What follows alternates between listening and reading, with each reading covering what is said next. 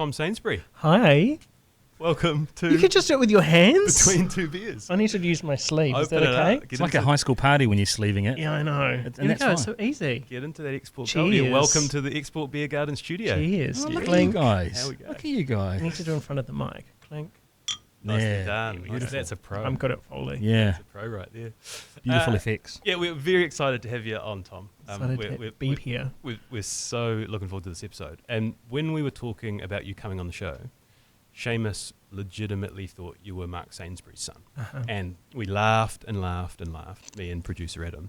But then in our research, found out that not only do a lot of people think that, but Yes. also it's something you get asked about a lot. Yes. And to take it further, according to our friend Chris Parker, Yes. he said, you're actually pretty chummy with Mark Sainsbury. Yes. Someone said, I was at a wedding over in Bali of all places, and this guy sat down with me, talking to me with ages, like, I really like your dad, I love what your dad does and stuff. I'm like, how does he know Ross Sainsbury and Matamata, the dairy farmer? Went along, took a long time to work out that he was talking about Mark Sainsbury. But yes, Mark Sainsbury and I are no connection at all.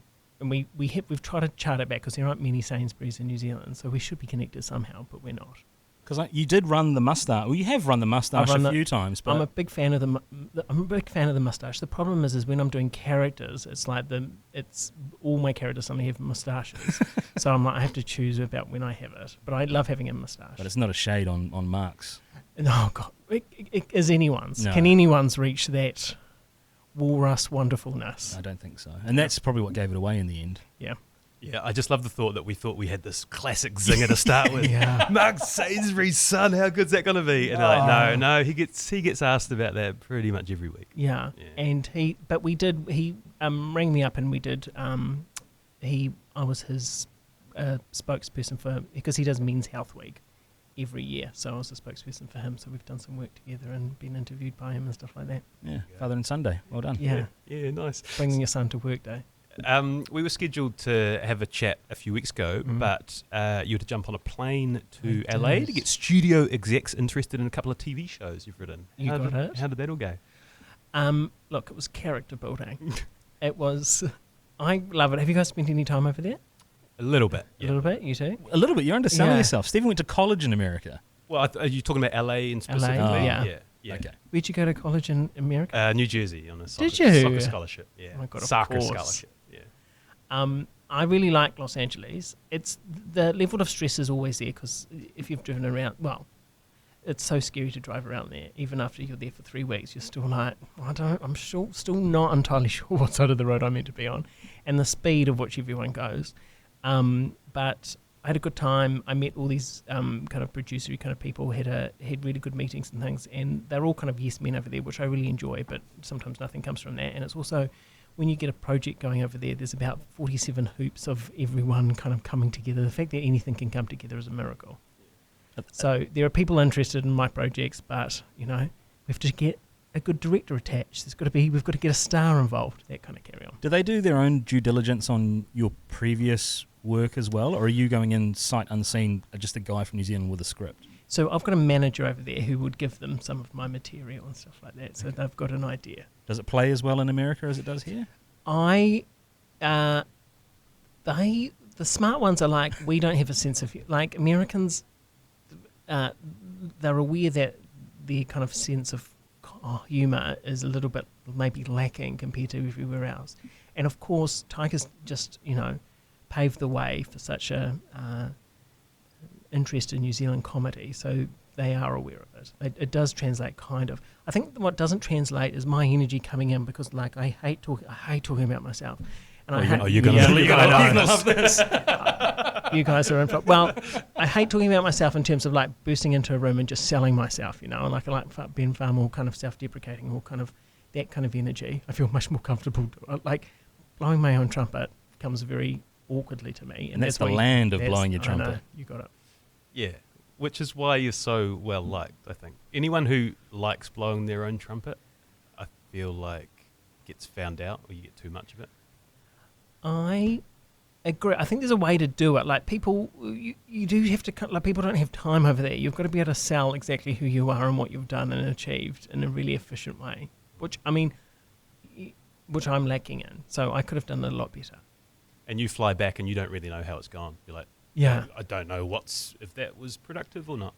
You got it. Well, it's so kind of, the whole thing is just, until like they're there filming it, it's all kind of could be nothing. Like people getting excited and talking to you and things, you're like, that was such a good meeting. I really got on with that person. Everyone seems to be really enthusiastic. And then you just don't hear anything from them.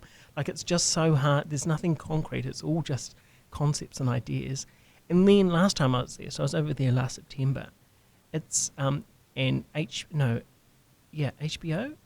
was bought by Discovery, and they just kind of canned everything. There was a film that was about to come out called Batgirl, I think, which was about Batman's niece, and it was been filmed. It was all about to come out and stuff, and Discovery bought it, and then they just put a cancel to it because it was more cost effective for them to make it a write-off than to actually give it out to the world. That's obscene. That's obscene, isn't it? All those people's work. And so even if you get something made, like, I'm just like, a win, who knows what a win is anymore. Mm-hmm. Did you come away with a few character ideas for some American people that we might see in some of your work in the future?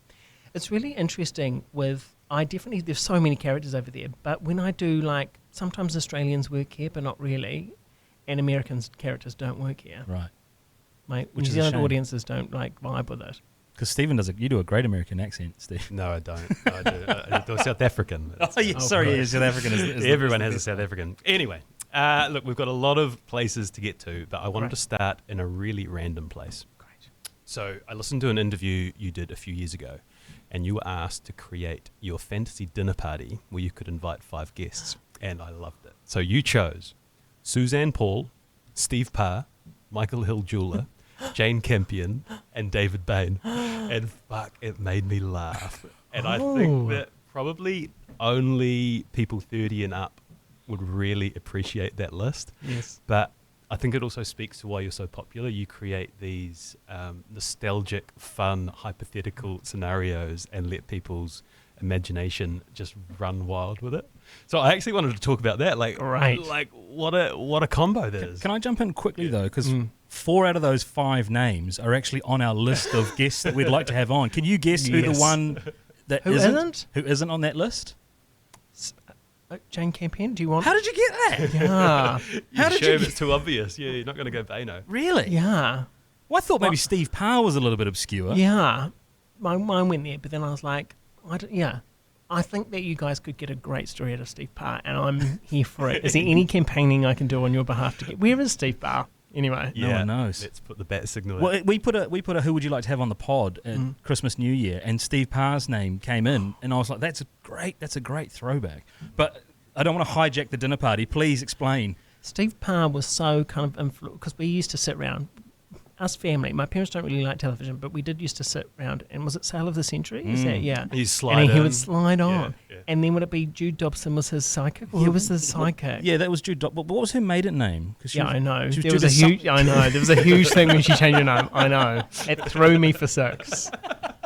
And so, yeah, what was it? It'll come to me later. It'll come, but it was huge. And anyway, we watched that together and we loved it. Him sliding on. Yeah. And then the bloopers. Then there was a blooper show about New Zealand funny bloopers, and it would have him sliding on and then sliding straight off and crashing into something. So Steve Parr, he also had a moustache, right? Yeah, very much so. He had a great moustache. Yeah, very much so. And one of those really long microphones. Oh, I love that. And what was that? Did you have to answer questions? On what? Sale of the Century? You must have had to. Did you have to guess how much stuff was as it was coming along a little travelator? Price Is that is Price is Right. Right? That's very much The Price is Right. Yeah. Yeah. I've got Wheel of Fortune in my head So- now as well. Yeah. Which was one of the Leishmans? Yeah. Yeah. Is there multiple Leishmans? I don't know. Yeah, So and yes, that was Lana Cockcroft was his. Anna Cockcroft. That's Offsider.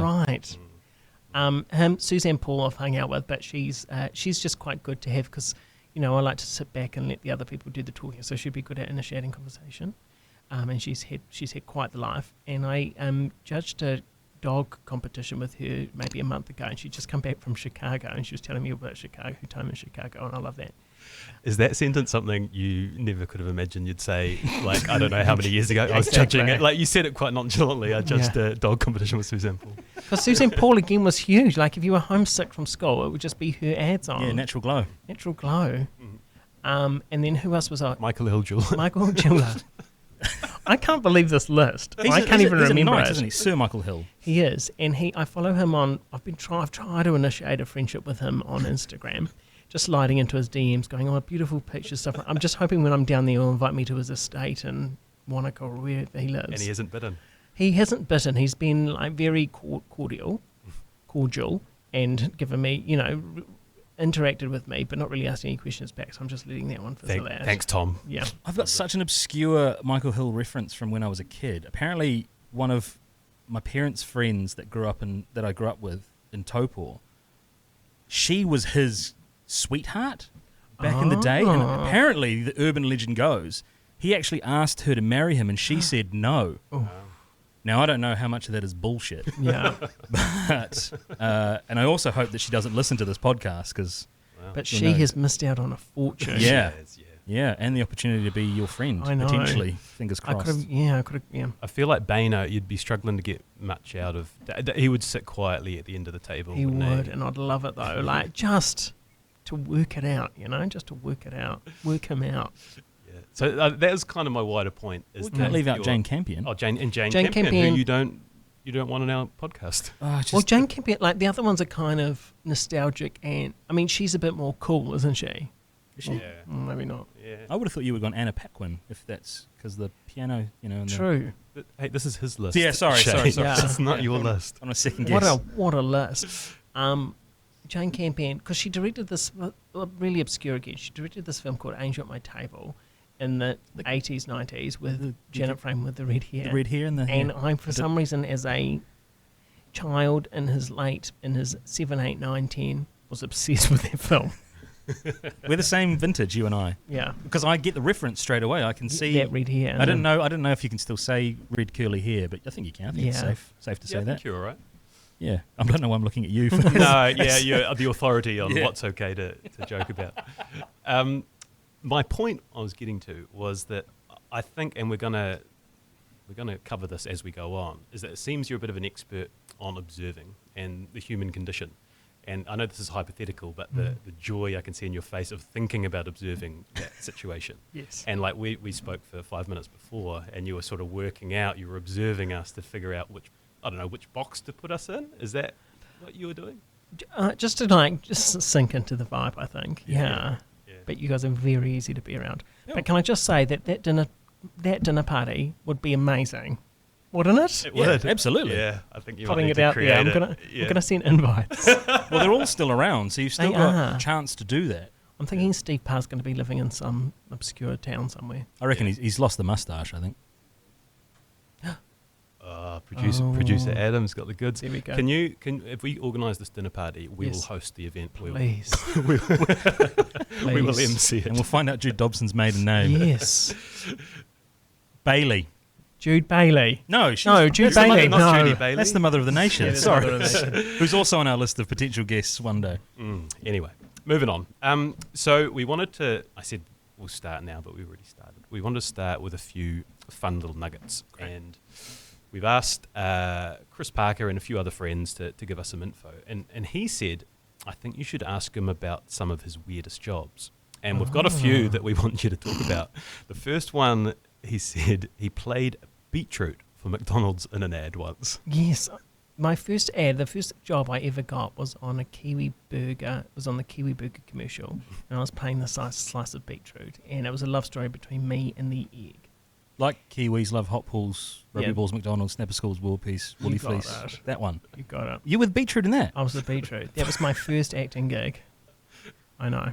I don't know what else to say about it except for it was all downhill from there. Is it? Because I think your first acting gig was a Canadian beer commercial. Have I got that wrong? You're right. You are correct. You are correct. I did get it. I did. You're right. I got it. And do you know the story behind that? I'd love to hear it.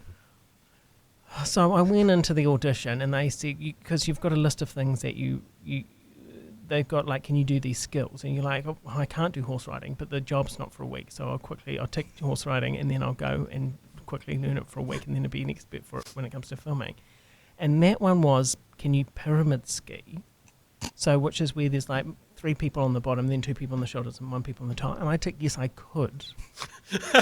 So I showed, so I did the audition of me pretending to ski.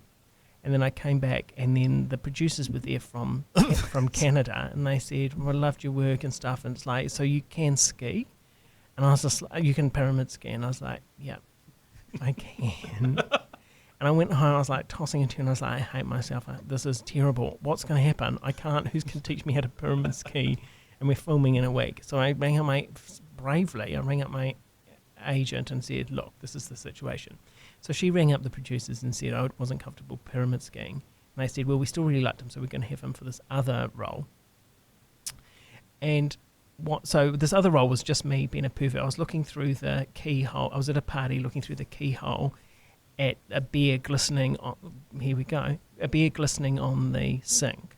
But everyone thinks I'm staring at this girl like this. She was a Brazilian model that came over, and they thought I was perving at her, but I was really looking at the beer. I'm so focused on the beer that she opens the door handle hits me in the head, and I go flying back and into a beanbag, and the other party goes, and everyone laughs, and that's the kind of gag. But so when you go in and you fill out this form, you also fill out your measurements for the clothes that you can wear. Do you know this? No, God, no. I just, as someone who struggled with clothes measurements in the past, I just wonder where this is going. So I went probably 10 centimetres too small. I arrived on which measurement? Well, my waist was the worst. Oh, no. And so I showed up, and because I'd kind of shifted roles, they hadn't really had a chance to they were just clothing me on the day. So I show up and put the pants but the t-shirt kind of hangs over, like the pants are so, like they're vacuum tight, and my stomach is all over, the top bottom can't be done. And I'm standing there. That's great. I'm standing there doing my bit, and he's like, walk over, and so he's like, the action is, you're dancing, you're like, oh, what's going on, what's shining through the keyhole, go over and have a look. And like my walk is so kind of launching, it's kind of like side to side, because I can't walk naturally because of the tightness of my pants. And then bending over was more like a squat, kind of like, because you meant to bend over and look through, because I couldn't bend over because my pants were so tight. And he's like, no, what are you doing? So you walk over, and he showed me how to he's like, this is exactly how you do it. This is after the third take. Walked over. I was like, okay, I'm just going to do it. So I walk over, and I bend over, and I can feel the material giving way. Oh, shit. And then then we go to the stunt where she opens the door. I go flying backwards, and of course, what should happen is my pants tear as I fall back and do my stunt. My pants tear around my inner thigh just to expose the flesh. Yeah. So that's my first acting I've gig. had plenty of pants go in that vicinity in the past. So Sorry to bring That's a hell of a gig. Yeah. That's a hell of a start. But also just embarrassment and just keeping it going. And anyway, the ad aired in Canada. Yeah. Molson Dry. Did they get it in that one take? Or did they have to bring in stunt pants? No, she had to run off during lunch and buy a new pair of pants. And she came back and she's like, I'm so sorry, I could only buy it. Well, she said, she might have been being very nice to me. She's like, I could only buy a size bigger. I was like, that was all that was in the store. And I was like, oh, that's no problem. Put it on. It was still very tight, but at least I could do the bending over and stuff like that. So yeah, I think the lesson there is fake it till you make it. If you choose to fake it till you make it, be prepared for humiliation and embarrassment. Just curious as to how the pyramid skiing would fit into that ad. That was it. So was they it were doing like about 6 ads. One of them was with a Yeti, or Sasquatch as they call them in Canada. Yeah. One of them was that one, yeah. No, I would have gone the Yeti. Okay, that's produced some gold. So the next one on our list is worked as an insect acting coach. Yes. Yeah. Oh, I worked for this guy. So his biggest talent was maggots, I'd say. So whenever there was because they were filming lots of Xena, or they were filming Evil Dead and things around. Oh, I can't remember. They're filming lots of West Hollywood, West Auckland, Hollywood. That's right. You got it. So they had lots of deceased animals, and then a few horror films and things. So they needed lots of maggots, and that's how it kind of met him. And then he employed me. This guy employed me to go and feed. So he kind of had animals, smaller animals for filming, but he also provided all the animals for the Auckland Museum. And so my job was to wake up at 5:30 on a Wednesday and go in there and feed the fish and clean the tanks and look after the geckos and things like that. At the museum. At the museum. Mm-hmm. And then occasionally, because I really just wanted to be on film sets, occasionally I was allowed to come and wrangle maggots.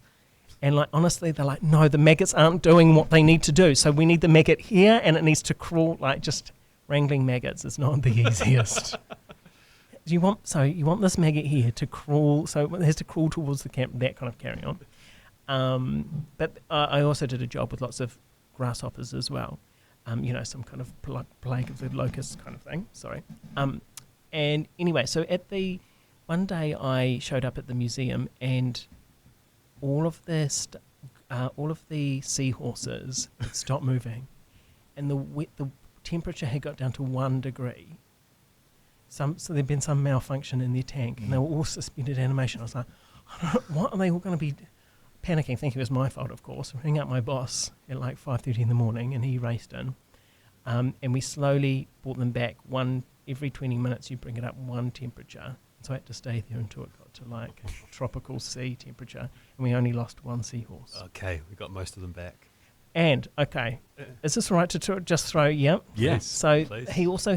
There was also an octopus, which is very cruel. This is back in this is 2005, let's say. When it was okay. It was a simpler time. Simpler time. We could get away with things.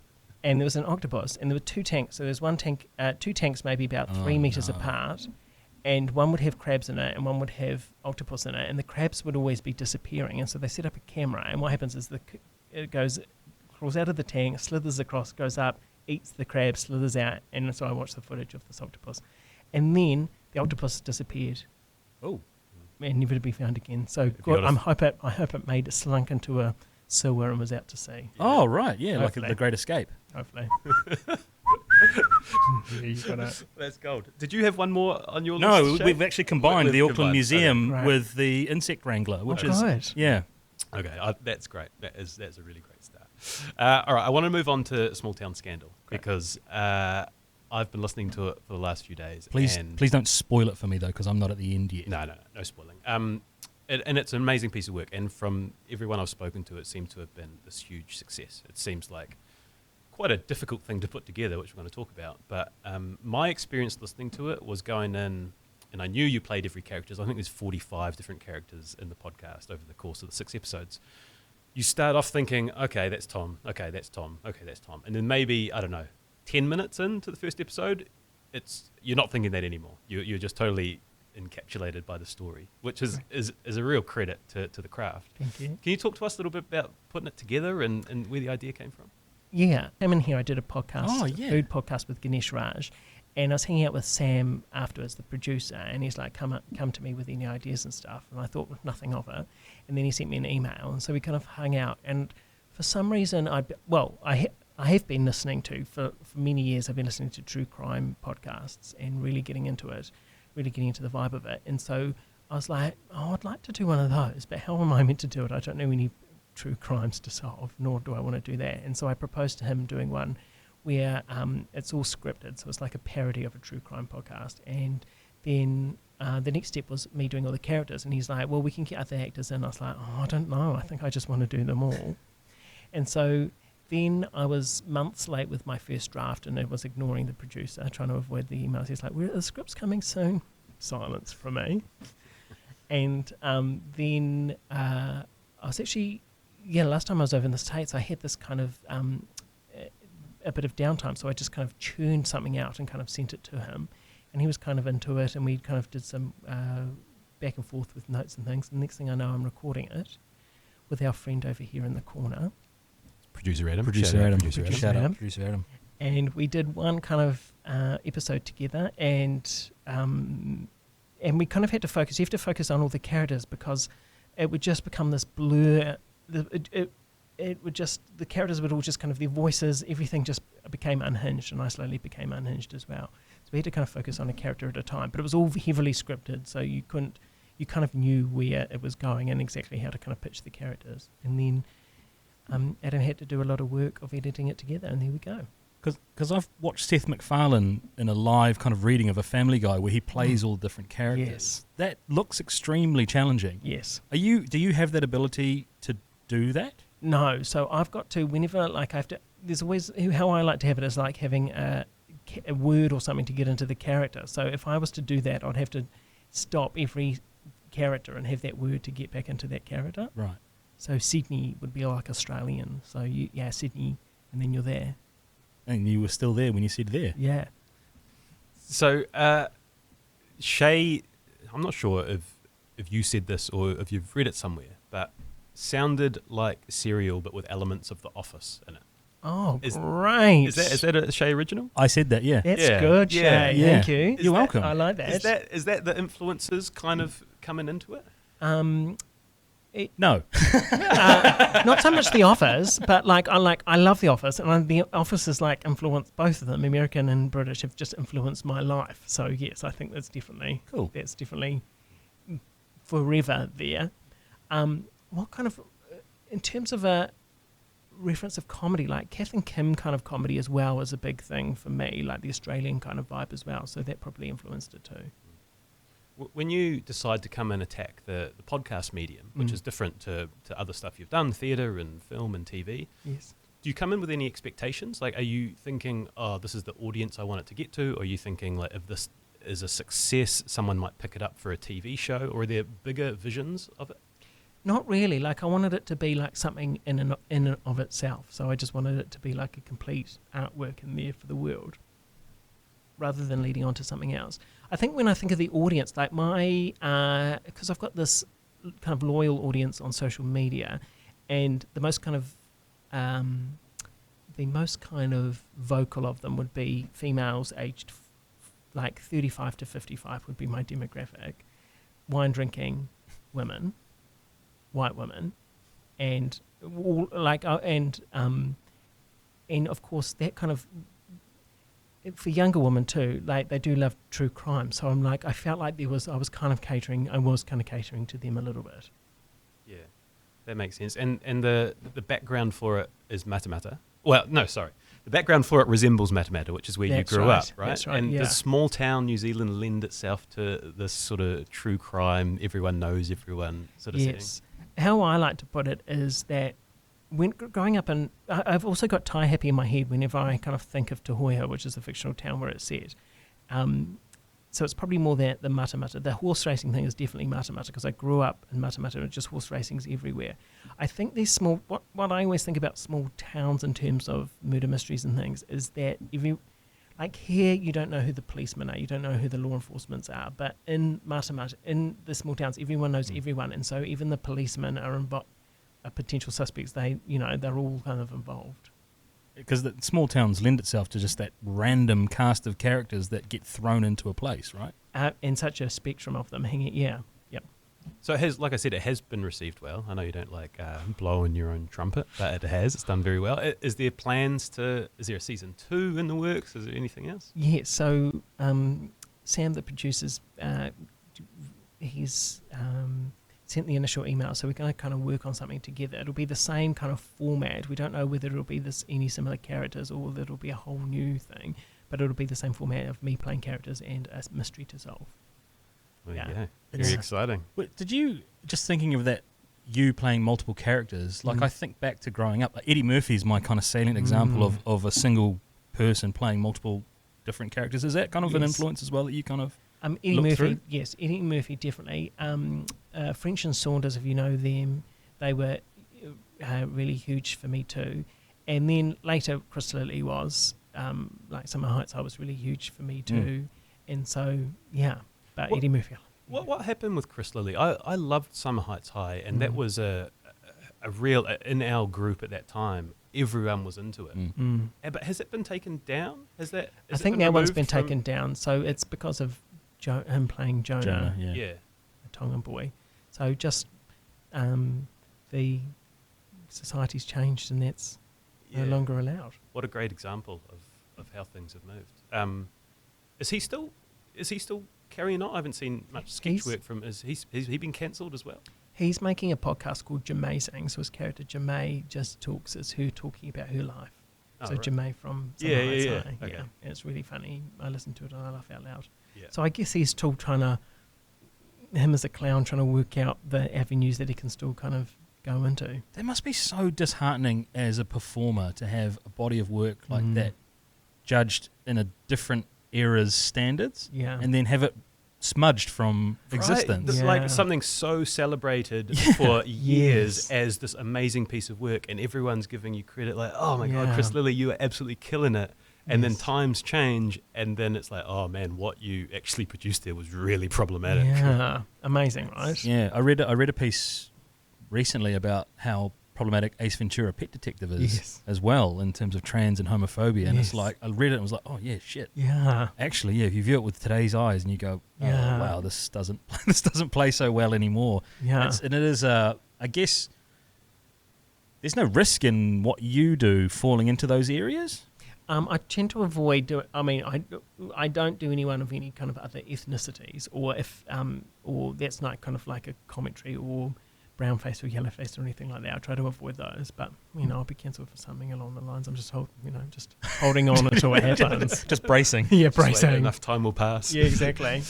All right, I want to start painting the picture of Tom. I want to start picking up in Matamata. So, yeah, how did you become this sort of observational, master of the human spirit, whatever you want to call it? Was it the child? When you look back on your childhood, were your parents similar to you? Did you and your siblings have a lot of sort of quiet time where you were just observing things? I think that's a good question. I think there's two sides of it. It's one, being not very popular or desperate to be popular and wanting people to like a people pleaser. And if you're a people pleaser, a good tool to have is to be able to read a room and to read how people are feeling and things like that. So from a very early age, I just wanted everyone to like me. So I think, but inevitably, there were many disasters and often it didn't happen. So because desperately wanting to be liked can also sometimes be an off-putting energy to be around. But I think there was that. So gauging what people are like and knowing how to read them. And also my family is very good. Like we would often, with love, laugh at the neighbourhood. We would often, we loved just discussing the people that show up to funerals that weren't really connected, but they just wanted the ham and cheese quiches at the wake. We just love that kind of like a detail. family debrief in a safe space You got about that's what I still do that now with a cousin of mine, is sit on the periphery of a situation and then wait till everyone's gone and yes, you got it, and then then you can rip everyone to pieces. You got it. With love is the important part, and we'll get to the sort of characters and the Snapchat stuff in a bit, but I feel like all of that stuff, like satire is such a delicate blend of, if it's done in a mean spirit, it can be really wrong, but if done with warmth and with love, like you talk about, your family laughing at the neighborhood with love, like that's an important part of it, right? I think the satire, I think that I've tried to be vicious sometimes, and I have been vicious, but I think when you're in someone's shoes or their wig or you've got their face on your face, inevitably you have some kind of sympathy, you kind of understand them a bit more. And I also think that I just naturally want to go into their character and I want to kind of be that person rather than satire of judging them while you're doing it, I think. We'll talk about your prolific writing a little bit later on, but that writing journey started very early in Matamata, right? That's right. Yeah. So I watched Little Shop of Horrors at the Matamata Dramatic Society, and it was just blown away because I love plants. And then there was this carnivorous plant. I loved horror. And then it was kind of a musical as well, and it was set in Skid Row, and I just loved everything about it. So I wrote a sequel to it, which was beat by beat exactly the same, but it was set in a school rather than at the florist. And then I put it on at my school. How old were you? 9, 10. Amazing. So amazing. Terribly stressful. You still have that script? Oh, God, hope not. And because, hope not. Had you seen the Rick Moranis version at that stage? Yeah. Oh, No, I hadn't. Right. And then I watched it afterwards because this back then, I think that getting a tape from the VHS, from Video Easy or whatever it was actually quite hard in my situation. I think for something, I'd be fighting with my brother and sister to get so I didn't watch it until it was on television many years later. Because you're the youngest of three. That's right. Is there a big age gap between you and your siblings? No, there's 4 years between me and my brother, and then 6 with my sister. Right. So yeah, the writing obviously started at a young age, and you've been prolific. I think the number I saw was 50 plus scripts you've written. Yes. Yes. It's the thing of any artist. You just think about, I'd be happy with probably 2 of those. Right. Like you just like my soul cringes thinking about what I put out into the world. But 2 of them, I'd be like, okay, I get it. Got to slay a few dragons to get to the princess, right? You gotta crack Or a prince. few eggs before you Or make prince. Or prince. Or You've got to prince. crack a few eggs before you make an omelette. That must be well over the 10,000 hour mark to for mastery. That's good. Have I talked about have you picked this up from me talking about No, it? Because I'm a firm believer I'm in a the Malcolm 10. Gladwell fan, so Oh yeah, I'm Yeah. a big fan of the 10. I think it's true. really. I do. So you must have done more than 10,000 hours. Probably, yeah. Wow. I think it's more, well, in terms of storytelling in general, I think, yeah, probably. How many hours you put in as an insect coach? Didn't quite master. Not enough, unfortunately. I No. couldn't make that maggot do it. I couldn't make that maggot crawl to camera. And high school wise, I don't. We're both Hamilton boys, old boys. Yes, great. I don't claim to know much of Matamata College's operatic prolificency. Yes. But were you the lead in all of the shows? It took me a little while to get there. I was the lead by 7th form, year 13. I was the lead. But, I was Duty in Greece, when I was 14. And then, we did this one called Smitty, some kind of plane. I was the nerd in that. And so building up to the lead. Did your acting chops extend over to Hamilton? Did you dip your toe into anything at, what's that one, Clarence Street Theatre? Yeah. Actually, Founders there. you know what? I didn't. Really? No, I didn't. Man. People did do that. I was like, why? I think my sister did it. I think she was in the chorus for Jesus Christ Superstar, and I just love that. But you didn't I didn't get over there. get in your... No, but we did have Sheila Wynn. Can you remember the Sheila Wynn Shakespeare? Did your school do that? No. Sheila Wynn Shakespeare competition. Oh, maybe. I don't know. There's more Jonathan Ho territory. Sorry, Jonathan Austin. And the each school would kind of do a little section of Shakespeare, and we'd all compete together. And then the winners would go down to Wellington, and then the winners from that would go to the Globe. I But did do didn't that. make it to the Globe. There we go. We did Othello. Perfect. The old black ram is tupping the white ewe. There we go. Look at my guy, eh? Yeah. Yeah, I Nice. do remember that. I want to jump ahead a little bit. When I was talking to Shay earlier about how excited we were to have you on the show, it's mostly to do with your Snapchat and Instagram and Facebook characters you produce. Like they, again, same age, like the nostalgic stuff you've been doing with the playground and the Rip Girl and the Billabong and the school lunches, and it like speaks to me so strongly. And I was wondering if we could go back to the start and sort of paint the picture from the beginning of Snapchat. I think 2017, when Snapchat vids were like 10 seconds, right? So you created your first one and sort of paint the picture of how things evolved from there. Probably started about 2016. Everyone had Snapchat for a year or two. I don't know when Snapchat came out, but everyone had it, and I thought it was a bit silly. And then I was like playing with it on someone's phone, and then I was like, oh, there's something in this. And then I downloaded it onto my phone and started just making little 10-second videos and just sharing, not doing anything with them. And then for some reason I started putting them on my Facebook page.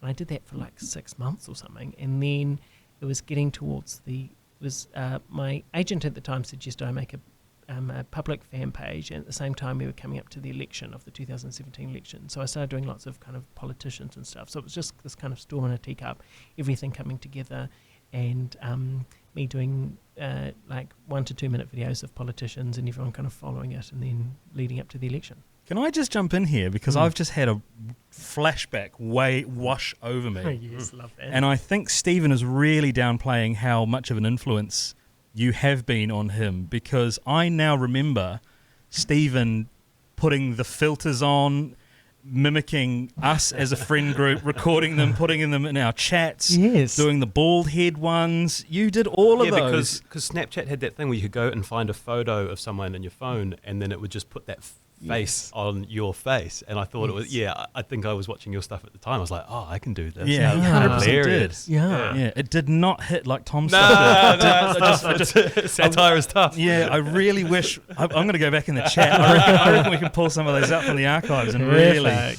But I do remember, I did catch on to you very early, and I remember looking at your follower count, and it was low. And I was like, fuck, this guy is nailing these. Like, this is going to explode. Did you notice, like, was there a pace to how quickly the followers started piling up?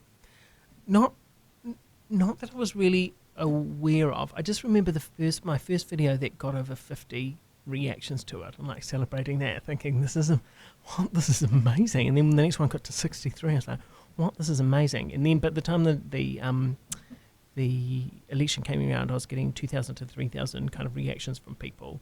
and but it's so, all of it is so, is ephemeral the right word? I don't know. It's like it's all it is numbers on a screen. Like there's no kind of you don't know what this it has no emotional impact on you. You can kind of get it psychologically. You're like, okay, but like to actually think about what that is is incomprehensible for me. Yeah, and to see, like, this was, 5-6 years ago, like, to see where you have gone to with your career and how it's built then, it was obviously, it started to explode from that base. But in that base, as that's growing, you don't know what it means. You don't know what a couple of thousand extra likes mean. But what it does mean is that your brand is just sort of everywhere, right? It's just getting picked up. What's really good, I think, is that people can kind of come and go. Like, obviously, I've been doing it for so long now, and it's fine. Like, people like me for a year or something, and they're kind of following everything, and then they disappear, and sometimes they come back. Like, the good thing about social media is that people can choose to follow and enjoy and like and things. And so, I don't feel bad about forcing myself on anyone, and people. It means that you've got like this kind of loyal fan base of people that really support you. So it's a really good way. I really like it. Forgive me for this train of conversation because I know that you get asked about it a lot, but it is so interesting and it's a real key part of your journey, which is your Paula Bennett impersonations and Simon Bridges. It seems like when you did Paula and Simon, I'm not sure of the timeline here, that's when things really ramped up. Like, is that fair? Yeah, so I did all the politicians. I tried to do all the politicians, but the one that always people kind of gravitated to and liked the most was just me and Paul. Me doing Paula was the one that really took off. And in the end, like around the week leading up, the week before and the week after the election, it was just Paula every day. Me doing Paula, poor Paula, the poor real Paula. And so it wasn't conscientious. I wasn't kind of thinking about it, conscious, sorry. But it just kind of happened. And then the Simon Bridges thing again. Because I saw him the other day, and he's like, he was very charming and things, and he's like, where did the acrostic poem thing come from? And I can't really remember. I think I was just doing one for him. I was doing a video of him, and I thought, just as a funny idea, I'll just do an acrostic poem with Tauranga down the side, and then just words that fit with that it, like, all I remember is was retirement village. I can't remember what the other ones were. And then everyone kind of reacted so well to that just became his thing. And it's the same with all the characters, like, I've got this wine reviewer called Fiona who's really popular. She's still really popular now, and I just kind of did that video just once, just as a laugh, and I was kind of enjoying it. And then it just, I guess that's a good thing, is that you can kind of see what's kind of working with the audience, and then just kind of go with it. Is it that flippant? The ideas like, oh, this might work. This will be a good idea. Phone, record, send. You got it. Yeah. Is that it? Yeah. That wow. Flippant. That kind of little thought put to it, and when you do try to kind of think about things, because there's no way of telling what will be popular and won't be popular. Like, I think as a general rule, Fiona will be popular, but I can do any other video and there seems to be no rhyme or reason to why something works and why it doesn't after all these years. I think that's why it catches fire, the quickness you're able to turn these things around. Like, same day, there was the famous one where Simon Bridges called Paula Bennett Paula Benefit. And I think maybe that afternoon you had turned that into a satirical video which spoke to the whole ridiculousness of the situation, and like that is gold. Yeah, that's what's so good about it. Definitely, it's a short amount of time. There was one interesting thread about Paula Bennett's office thinking that you had like an inside leak into, I know, like what was going on. Was it a Taylor Swift thing? That's there? right. Shake It. My Paula Bennett started using Taylor Swift "Shake It Off" as her theme tune, just to deal with like all the highs and lows of campaigning. And then apparently Paul had on that very day done the same thing. And there was something about a new dress, and there was also something about a car that was happening within a few short days of each other. I think that we were just me and Paula were just the collective consciousness binding together in the great ether. But in reality, I don't know. Is there danger is probably the wrong word, but people like, I guess it's good that you're bringing attention to politics and political issues through the stuff that you do, but you're left-leaning, aren't you? Yeah. And Paula being part of the National Party was kind of, did that create your own kind of little internal dilemma? Yeah, really good question. It's kind of like all over the place, because I didn't want to be overly mean. Like, I wanted to critique what people do, but not critique people. That's my wish, is not to critique people who they are, but like what they choose to do and choose to say is what you can kind of critique them on. And it was two things. Like, I was having left-leaning friends saying, you're making her likable, so, which is a bad thing. And then I had my right-leaning friends, or the few that I have, are saying that why don't you take the piss more out of like Labour politicians and things too. So it was something to walk, a fine line to walk, yeah. But you also found yourself in this weird space where you were bringing politics to people who otherwise wouldn't be tuned in on it, right? People were learning about political storylines and themes through your characters. That's right, yeah. People coming to me for their, a lot of responsibility. I'd say the overwhelming majority of stuff you put out seems to be universally accepted as good and funny. They're sort of cheery things. But there are some, and I've heard you talk about it, where you know they're going to cause some division, but you decide to put them out there anyway. And I think one good example of that is when Jandals was run over. Paddles? Paddles. Who's Jandals? I love Jandals. Paddles. And R.I.P. And I think you said that you had like an hour moral debate with yourself, whether I'm going to go after this or not, and decided to, and then, you know, like you expected, it caused division. Just for reference, Paddles was Jacinda Ardern's cat. That was run over, yes. Yeah, just in case anybody listening didn't know the Jandals Paddles reference. Yeah, sorry about that.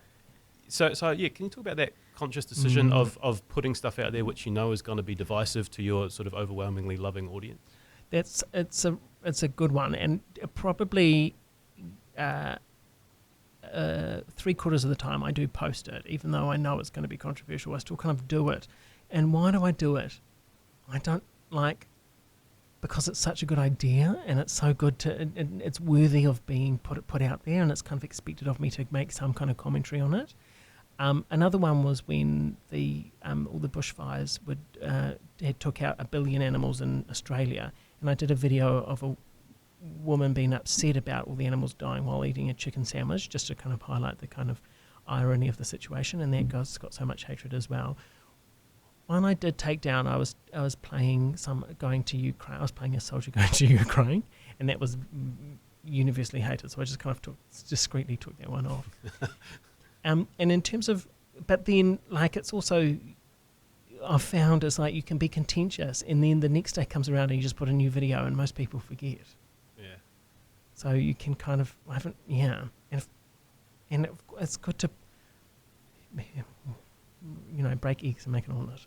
I mean, if you follow Ricky Gervais, as you tend to do, his stand-up is all about those putting contentious things out to the world. His Twitter account is all about that as well. So, yeah, I think there's a certain amount to be said for putting some, I don't know the right word, but putting some questionable stuff out there sometimes. Yeah. That does push people's thinking at the same time as being a commentary on what we consider outrageous or not.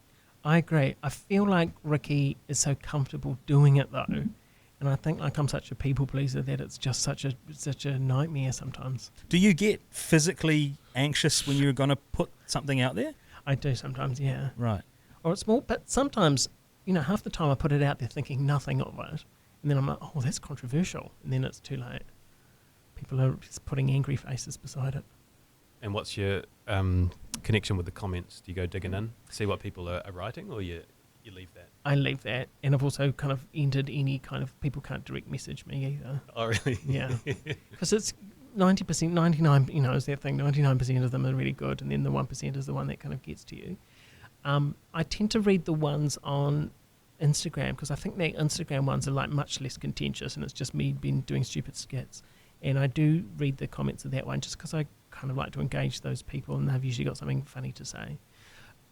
Just on this topic, I once did this video of this, and just to about in sync with Paula, I did this video of this costume designer in a small community theatre who was putting on Legally Blonde, the musical. This is all fantasy. This was me making it up. And I was bitching about all the director and all the cast and stuff like that. And then I got all these messages because it was a woman who was exactly like this. And there's one of the characters, one of the boys in the cast. he was clearly very flamboyant and closeted, and he'd lost a whole lot of weight in my storyline. And then I get a message from this boy who'd gone through exactly that journey. I swear I don't know anything about you. It was just a coincidence. Is there, with some of the stuff that you do though, you must draw and lean on some real life examples. 100%, yeah. Does your friend group sometimes think, I've got to be mindful of what I say here because this could be used in ammunition? Yeah, 100%. And sometimes I'm like, I have to send messages because sometimes it just goes into my head and I don't even really think about where the source is. It's just such a good idea, and I put it on, and my friends are like, hang on a second. It was said in the strictest of privacy, in the confidence. And then other times I've also had celebrities or, politicians and things say to me, oh, I have to be really quiet. I can't say anything around you. But then they just open up to me anyway. So as this profile is growing, I imagine that there's an avalanche of sponsors and commercial opportunities and people trying to get on those pages. But I've noticed there's never any ads, right? They're all just organic. It's just you've made a conscious decision just to leave it. There's a few.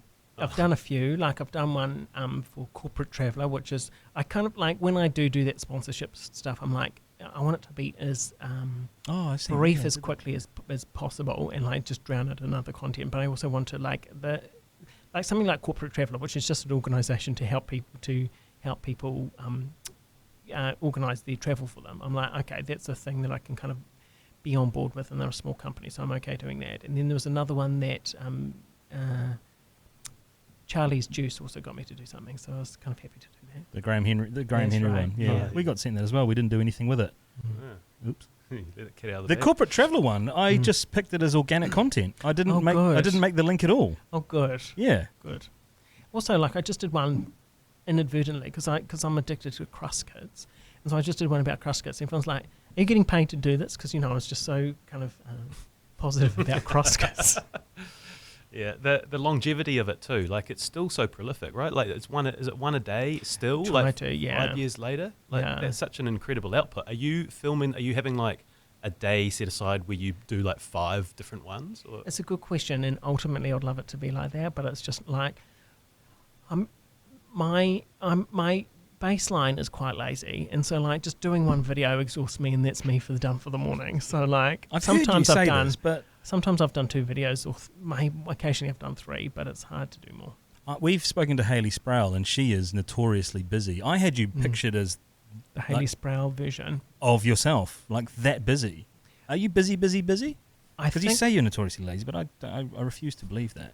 I think that I think lots of people, because my output and my work is so kind of everyone can kind of see it. So I think that people, and I'm kind of there, so people assume that I'm working behind the scenes. But there are lots of, like, Hayley's doing, radio every morning. I absolutely could not do that. I don't know how I don't know how the world does it, the media. Yeah. But the not monetizing it much, I guess, rewards itself by so many people are watching these things that other opportunities as the years went by came about because of it. Right? You got it, yeah.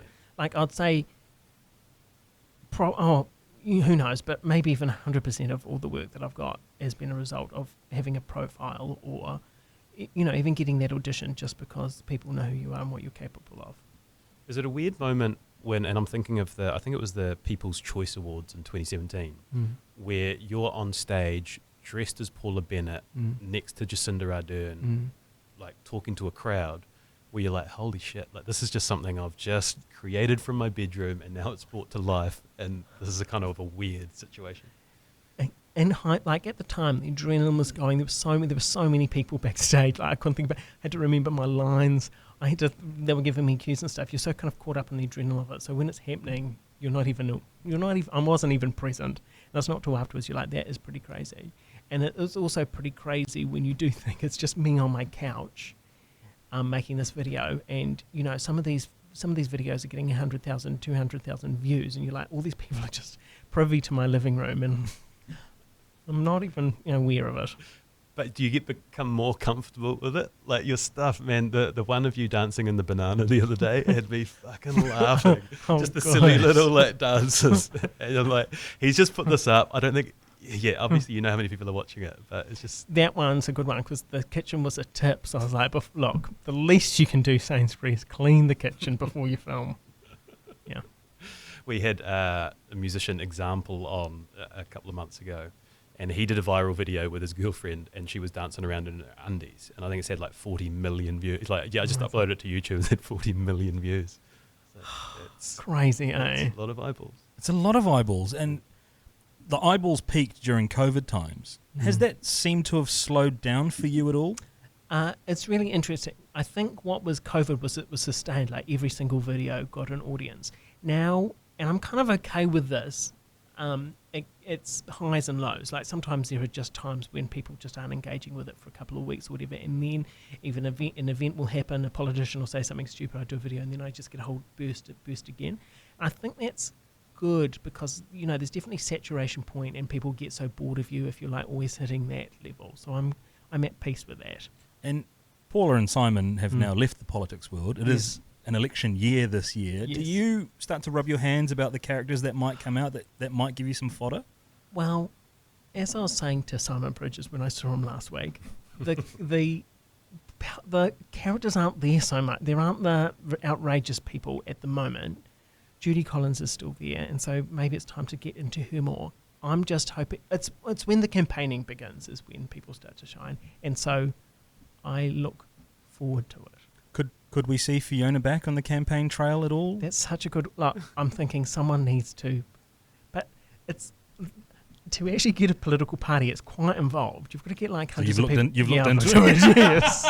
Yeah, so you've got to get like secret. You've got to get like different people to fill in. I mean, here we go, secretary and president right here. So tell a story because you had this on the notes. I'm not really sure about this. Fiona ran for the Auckland Mayoralty. Yeah, that's right. Mayoralty. 2019. I can't remember. She was up against who won that year? Phil Goff won that year. Yeah. So that was two. The one before. That's right. This one. And she. The thing is, you've got to. So it was all embarrassing from there. Someone told me to do it the day before. I was like, that's such a good idea. But the close-off was the next day. So I went in. You've got to go in person to sign up. And I went up there, and I wanted to put it under Fiona's name. But they're like, no, it has to be your name, but you can have a photo there of Fiona. So I gave my so I had to go in and get a passport photo of Fiona screenshot and hand that to them, and then me just stand at the counter while she went and talked to her boss. I was like, this is so embarrassing. And she's like, that'll be fun, that'll be a lot of fun. And then it just kind of came out and happened. And also, what was amazing about that, I did do a debate with Phil Goff, who was the three biggies, the ones that got the most votes, and then me. With the four of us, we were debating each other. Anyway, the rest of the time it was like I was with like all the other. So many people try to be mayor, and you're like, these people have got no idea, and it's just like a who's who of like just the outcasts of society, and we had to do all these kind of debates and things. It was a glorious character study. Did you debate in character? I debated as her representative, so I became her for that particular debate. For the other one, we all had to do an egg race. They invited me to this egg race of all the mayoral candidates. I thought Phil Goff, etc., would be there. No one was there except for me and someone from, Waipukurau, someone from Pukekohe was, in this running around doing an egg race. But I ended up getting, do you know how many I got? I think 3,000 or so votes. I was thinking, because if you get over 100, you get your $200 entry fee, something back. So it's like, if I get to 200, it'll be fine. But also people were like, what if you get mayor? People were saying this to me. Like, what if you actually become, if Fiona becomes mayor? Donald Trump. He ended up president of the fucking United States. And it also happened with the... Thanks, bro. It also happened with Ukraine's guy was a comedian who did it as a joke. People were like, what if you become mayor? And like the day before, I was like, what if I do become mayor? I was really thinking it through about how I would do and change my life. And then Phil Goff beat me by 171,000 votes. Reality check. Were all of your friends there, like in the debates, like coming along and on the gag? Was it like live audience? It was a live audience, but no, it was just me. There was no genuine supporters, just me standing up going, they're like, what are your policies? They were like, we're going to deal with Queen Street, blah, blah, blah. I was like, okay, we need more wine, we need more vineyards. Like, just serious. And then me, it was just a mockery of democracy. So what were your genuine takeaways from that experience? Did you have any? Because you are a student of human behaviour, so you must have had some kind of genuine takeaways from that experience. It was fascinating seeing them. God, what's his name? It's not. Who's the guy I'm thinking of? That he's Jude Dobson. Imagine if we suddenly got her last name. No, he's a guy who was in politics for a while. He was going to be the mayor. Can you remember? Judith Hart. Hart. No. Len Brown. No. Anyway, you'll know him. Anyway, it was interesting to see him and Phil Goff really going at it on the debate stage and then just being like normal, just quite casual with each other afterwards, and like how much of it is performative. 80% of it's performative. Well, in that regard, you should be a shoo-in for the general election. What will my party be called? Sainsbury's. The Sainsbury party. The polite party. Sainsbury and Sainsbury. People pleasers party. Yeah, PPP. You and your dad. Okay, that's great. So all of this stuff, these characters you create on your own. You're the director, you're the actor, you're the writer. But as we build into the rest of your prolific work, you're working in teams, like a lot of writers' rooms. Like, how is the dynamic different? Are you okay taking feedback from others about what you're putting out there? Good question. I struggle sometimes with... It's an ugly thing. Like, I wish I could take on any criticism or any notes, even though when I know it's good, there's some kind of like... There's some kind of... something there that reacts to it badly. Sometimes, even when the notes, I'm like, oh my God, that makes so much sense. I'm just kind of like, so I'm working on that. In terms of like the writer's room and stuff, when it's not, that's when it's my idea, and if someone's giving me feedback on what my idea is, that's a little bit harder. But if I'm working for someone else, it's absolutely fine. And being in a writer's room, I tend to either want to become the boss or I'm happy to be a team player. Yeah, who's advised when you're writing by yourself? Who is qualified to give you advice on what to change? It would be like, say I wrote a film script or something like that, and then you send it to a script advisor or something. There's various people, and I get it. You have to. Someone's got to kind of test it. It's usually the film things that are the issues. It's an ugly quality.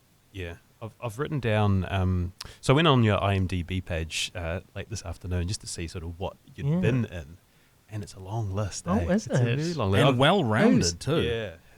Who updates that? I don't know. It's like Wikipedia. Who does this?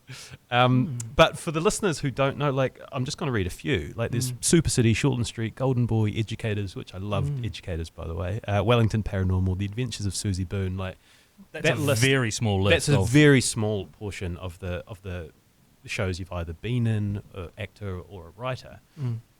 But I've heard you say that, directing is actually your dream job would be directing rather than acting or writing? Is it?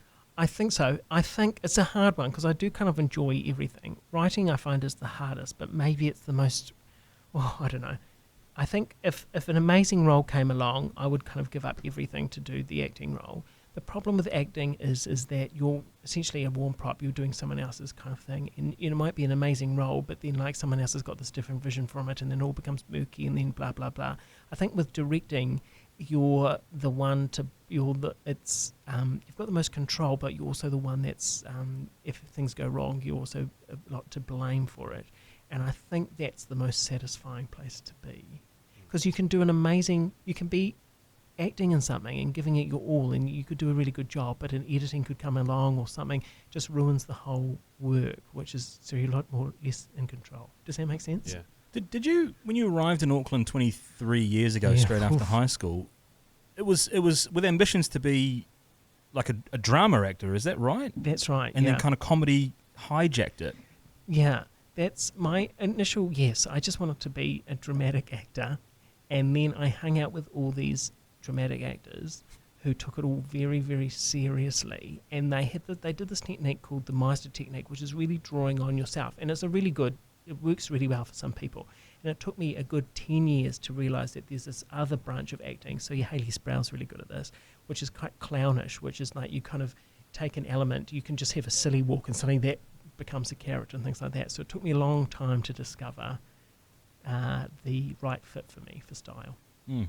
Is the anxiety or nerves the same for like theatre acting versus stand-up comedy? Like is stand-up comedy something which terrified you to start with and now you're comfortable with? Because you came into that quite late in your career, right? You got it. I kind of came into it, there was a whole lot of us actors at the time and who wanted to kind of work regularly, and that's what stand-up allows you to do. You can just kind of do a gig anywhere, any night of the week. I think I'm probably more... it's probably more nerve-wracking to do stand-up still because it is just you, I think. Like when you're doing an acting with another actor, it kind of shares the load a little bit. So I would say it was still more. In your stand-up, are you doing characters? No, I've tried it and it just doesn't. I just don't. You've got to really commit if you're to do characters in stand-up, and I'm much more kind of easy breezy, and it's usually just me with a mic, just talking stupid stories about trying to get maggots to perform. Because character comedy versus stand-up comedy are very different types of comedy as well. Yes, absolutely. The thing about doing just regular stand-up is that you can be a lot more kind of shifting, and you can kind of move. You're like, oh, that story's not working, I can just jump onto my next story. Whereas if you're a character, you've got to commit to it, and if the audience isn't vibing with it, you're kind of trapped with them till the end. Yeah, right. But like, yeah. And what about your singing journey? Good question. In the doldrums. We subscribe to the theory that your voice gets better with age. Is that something that you've found? No. Sometimes I record myself going, what? It's because I've been taking lessons for God knows how long. I've improved, but I've probably gone, most people would be at 5 out of 10, and I've gone from a 1 out of 10 to maybe a 4 out of 10. Well, 400%. Yeah. You've improved enough to be a contestant on The Masked Singer. You have got it. But eliminated too early, in my opinion. Shay's a big... I'm a big reality TV... Good. Yeah. What's your favourite? Just quickly. Well, you're going to think, oh, you're just saying this because you've seen it in your research. But I do like Survivor. I do like the study of human behaviour, Big Brother, those sorts of shows. I feel like I'd win one of those competitions because I can manipulate people, I think, with my charm. And you can and you've got pretty high props on yourself. Yeah, big time. And also you can disarm. Yes. Yeah. That's the main thing. Yeah. With the Masked Singer, that was the first one that they got. Thankfully, I got to choose my own songs. Other people didn't. People were thrusted. I was like, Bomb Funk. Well, the good thing about Bomb Funk MC, it's essentially just rap. Like, there's like 2 lines that you have to reach. You have to be on. There's 2 bits in it where you have to be in tune. The rest of it's just freeform. Yeah. Just all over the place. So. Freestyle. Is it freestyle? Hello, yeah. Rock the microphone. Yeah. But the dancing was impressive, and big sweaty mess when that head come off. Oh, you wouldn't believe it. And also you can't see, like, all you can see is basically from, you can barely see anything. And they're like really, you're encouraged to dance as much as you can, and you also get very dizzy. Oh, it was a wonderful nightmare. Did I hear the judges calling you, thinking that you were Richie McCaw, which is a... I know, but they knew it was me. Oh, really? Oh, you're shattering the illusion. Oh, no. They knew. They said that I was the only one in that first one. They knew who it was. I was like, what? What am I even doing here? Is that they knew beforehand, or there was a tell? Or there was a mole? There was... they could tell, I don't know, just me mincing around on stage. They're like, there's only one person that can be Sainsbury. Because we had Mikey Havoc in here shortly afterwards, and the secrecy involved in that show that he went was like it was top secret stuff. You had one room. You had to be. Yeah, it was incredible. Some would say too much, but still, yeah, it was really incredible. You had to stay in your room. You had to be there all day. They brought you lunch. You had to be carried. You had to kind of be carried out in your suit because no one's allowed to see. All the audience, when they did the reveal, the audience had to leave. It was great. And Dancing with the Stars is an ambition, a genuine ambition of yours? It was for a long time, and now I'm like, I don't know anymore. Because we did an April Fool, which had me as announcing myself as a contestant on Dancing with the Stars, playing into my love of reality shows. I think about 90% of people thought it was genuine, which I don't know if that speaks to the caliber of people that go on the show, my popularity, or people's faith in my ability to dance. It was it turned a bit, I don't know what the right word is, but there was an overwhelming landslide of like positive, like really people really Can't wait excited to that see Shay's this. going on the show. Yeah. This is going to be so great. I'm going to follow every step of your journey. Yeah. And then I had to say, it's actually April Well, the show's Fool's. been cancelled for 2 years now. Yeah. I'm excited about you getting onto an island somewhere. I think you should. I'd love to. I just don't think I'm at that level, unless there's like they still do Survivor Pleb Edition or something like that. There's always a few sort of shitters in there, aren't they? Thanks. Thanks. You haven't been tapped up for a Celebrity Treasure Island or a... I was for this last one, but a job, the timing just didn't work. Right. A job, like a 2-day job for America came up, and I was just like, I have to choose this rather than have this amazing adventure. But you do have a love of Survivor, right? I'm right in Yes. quoting that. And is that the study of kind of human behaviour and how they interact with people? And just the formula is so clever. It's just, who's going to be eliminated this week. It's just so clever. Do you have a favourite series or a favourite? Yeah. From America. Okay. I'm an Australian Survivor fan. Oh, see, everyone's just talked about this. What was it? A heroes versus? Was there one that's recently villains versus? Everyone's raving about it, and they're like, you have to watch it, especially for one specific episode. So yes, that's on my next one. The one that I love is called Survivor Gabon, set in Africa. Oh, nice. Your like friend groups peppered with comedians and people of profile who are often in these reality shows. Do you always go out of your way to watch them when they're on, or is it just too much? Like, would that mean watching every show that's out there? That's a really good question, and the answer is I don't watch it. I don't watch them. I watched when I was almost doing this last season of Treasure Island. I did watch one in completion. I was like, I love it. I'm hooked. I really enjoyed it. So that was the Karen O'Leary, Paulina Lau, my friends who were in that one. But yes, I watched. Well, as soon as I knew Chris Parker had won, I watched probably the last. Yeah, was that third of secret? that. How early did you get the tip on that? Can't say. Can't say. Just pull the curtain back on one more show for me, Please. and that is Snack Masters. Yes. Did you get to taste the final versions of what everybody brought out? Yeah. Unfortunately, not always. Also, I'm a vegetarian, so the meat and the chicken ones the Big Ben mince pie would not have mince and cheese. But I did have sneaky things, but it wasn't part of it. Yeah. How close were some of those concoctions to the licorice all sorts, for example? Did you? None of them tasted. The ones that I tried were definitely not. Right. But some of them were remarkably looked like it. Okay. Yeah. That's a great show premise for a show, I reckon. Yeah, so another one's we're doing it again, but I'm like, I don't know what the snacks are going to be. But now that's opened up, because so much is made in Australia, which we weren't allowed to go into last time because of lockdown. So who knows? Pineapple lumps. Shay talking about a reality TV show, Snack Masters. I think that's your happy place, isn't it? Yeah, I mean, like the KFC and the Big Mac with the fries. I just felt like, because you want to be able to recreate them at home, if you can. Okay, so the chip one they gave me, because I went out to the field where they grew the potatoes, and they gave me the potatoes. I was like, I'm just going to experiment with this because there's a specific breed of potato, and I made chips. I made Eda chips or Eda Ripples chips at home. Really? Yeah, you can make it. You just have to get the right potato. Did you put them in the air fryer or just the oven? I just got the fat bubbling away on the stovetop and chucked them in. Right.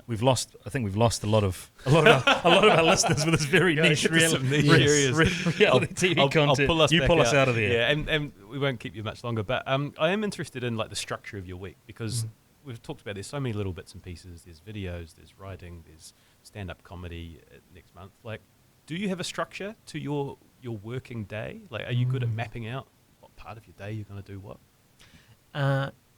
No. Very fast and loose, and because it's so varied and like there's no real weekends or anything like that. I think I get this wonderful window, and it's been happening for the last decade maybe, of like from 7 in the morning till 10 there's quite a bit of energy, and then from 9 p.m. at night to midnight there's quite a bit of energy too. Right. So those are the most productive things, and sometimes there's something quite nice about nighttime. You're not going to be getting emails, or you're not going to be distracted, so you can kind of focus and just do your writing or whatever in those times. Yeah. Secondary to that, how much of your day is just trawling through social media, getting ideas or seeing what's trending? Yeah, I need to work out, because sometimes I get my screen time thing, and it's like 5-6 hours a day, like, oof. But some of that's works, you know. I need to work out how much time I actually spend on social media. There would be a good... I get into the zone, and sometimes hours can go past of just scrolling. Do you have a preferred medium? It would be TikTok or Instagram. Like, I just go into, because I love Instagram, and that's where I kind of post my stuff, and I do kind of like seeing what my friends are up to and things on their stories, but it would probably be Instagram Reels. Yeah, it's you can lose a lot of time in there, can't you? Stephen got me onto TikTok, and I think I lost a month or two. Yeah. And then I've had to just push it to the side because it was just OnlyFans links. It speaks to my algorithm. Mine's all cats or people having disaster, like either cats, disasters, or people falling over skateboarding. Mine is parenting hacks and street fights. And golf, isn't it? You got golf in there? And golf, yeah, sorry. Yeah, golf in there. It's a real eclectic mix. So I can't even talk. I did want to. I was meant to talk about this earlier, but in around the 2017 period, you went and spent some time with Hamish and Andy, and you worked on their show over there. Yes, that's right. That was kind of. I mean, they're always big, and they're still big now, but that was kind of like at the height of stardom. Yeah. Like, was that? Do you have any memorable? It was, so with them I went over and I did they were doing a show where people come write in with silly stories and then they get reenacted, and the one that I auditioned for and got was about, was set in Dunedin and someone ate a shit. And so I was like playing a Scarfie. I was playing a Dunedin Scarfie. I freaked out because they were so adamant that I look exactly like the person that the story was based on, that they said, "Are you okay with contact lenses?" And I was like, "Yeah, I'm sweet as with contact lenses." Put them on. I was like, "This is terrible. I can't handle this." Actually, putting it on, all my reflexes were saying, "Don't do it." Finally got them in. Like at the beginning of the day, I was like, "You just have to count every minute to get through this day." So I was worried about once I got used to the contact lenses, it was good. And Hamish and Andy were so inspirational. Really? They were so inspirational that they were there. I mean, it wasn't they were there because they filmed their bit talking to the people later, but they were both there kind of watching it, making sure everything was good, working on everything in their lunchtime and stuff like that. I really liked them, and they're welcoming everyone to the set. They had a really good vibe. Yeah, which again speaks to why they're so successful, because you can see that authenticity and that friendship, and that's cool to know behind the scenes that that's how they really are. Oh, God. So you don't have an opposing story about them? No, not at all. Oh, good. I'm sort of... They're, I guess in a way, two friends who are on this journey of whatever, broadcasting and seeing where it goes, but inspirational in a different sense. That is a path we would like to...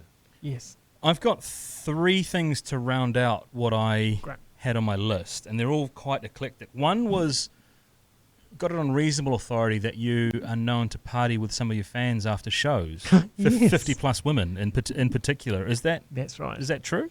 I'm kind of open to it. Like, I've done shows all over the country now, and if someone's like, "Hey, do you want to come out for a drink?" I'll be like, "Sure, let's do it."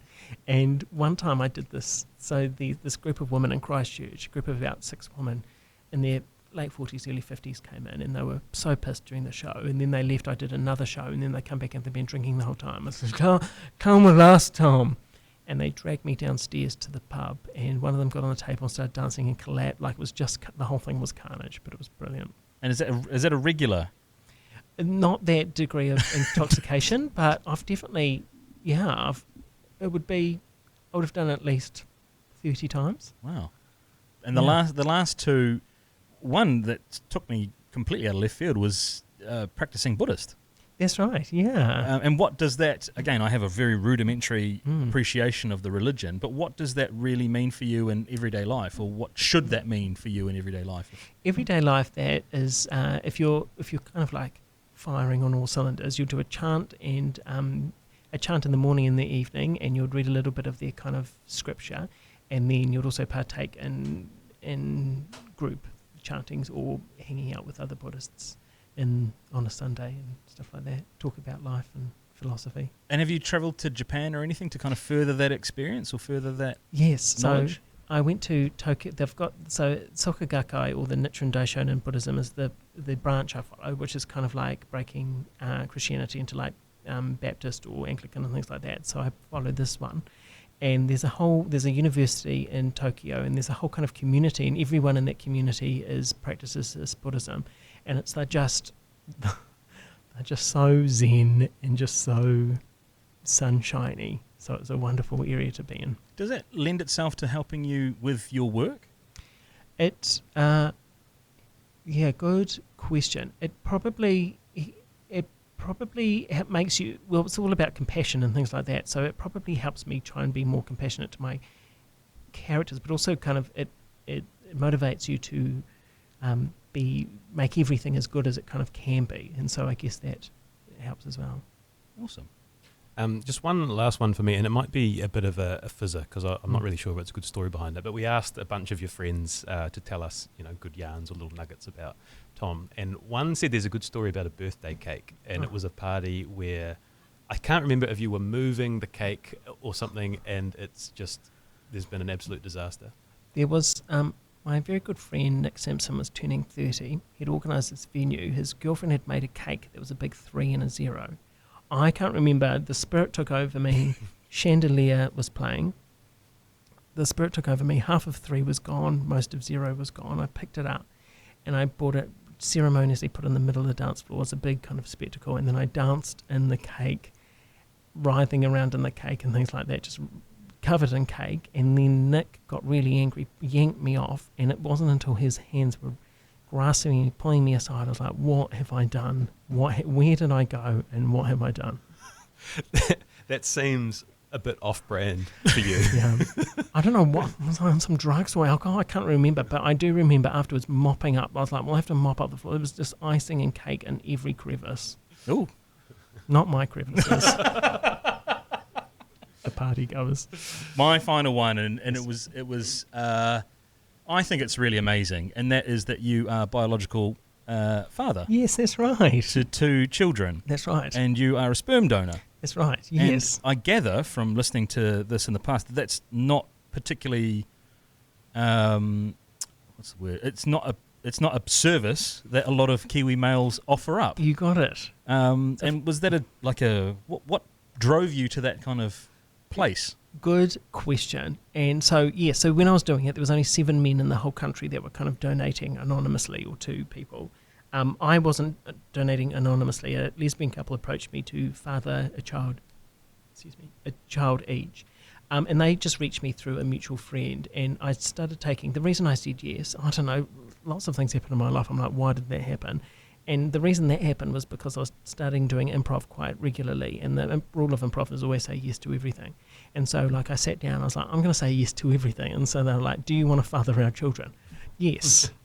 And so that's how that began. And so now there are 2 children running around, and one of them I'm going to be hanging out with. So my biological son, who's 4, I'm going to be hanging out with him tomorrow. So for an hour and a half. So if you've got any tips, please, where should I go and what should I do? Yeah, Stevens. We can talk. Yes. Stevens the one. But no, I think, and maybe it's a call out to any male listeners that are interested in doing that, because there are a lot of people that aren't able to fall pregnant or that 100%. Require that service. Yeah. Huge numbers, and if you're thinking about it, just check it out. Even there's lots of websites that you can go onto, and you just have to kind of test your blood before and after the samples. I don't want to go too much into the detail of it, but again, my reference point is film. Yes, it's worse. Is it? The room, the donation room? Yeah.